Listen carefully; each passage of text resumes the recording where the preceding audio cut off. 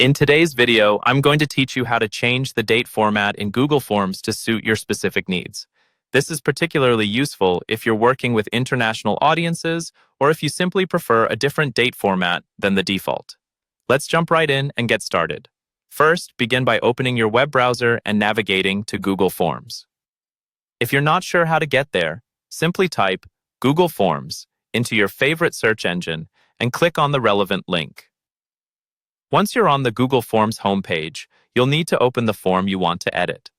Just click on the form from your list of saved forms, or create a new one if you're starting from scratch.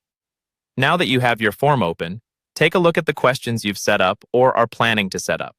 If your form doesn't already have a date question, you'll need to add one.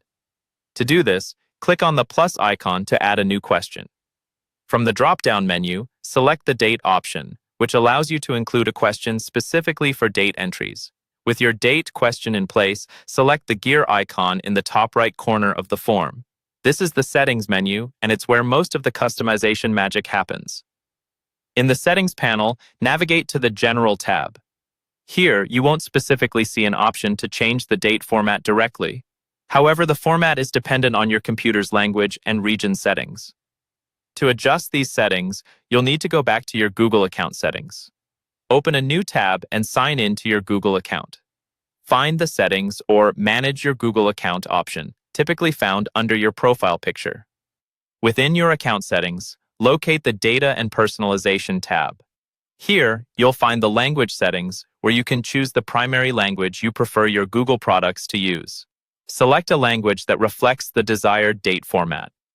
For instance, if you're looking for a day, month, year format, you might select English, United Kingdom, or another region that uses this setup.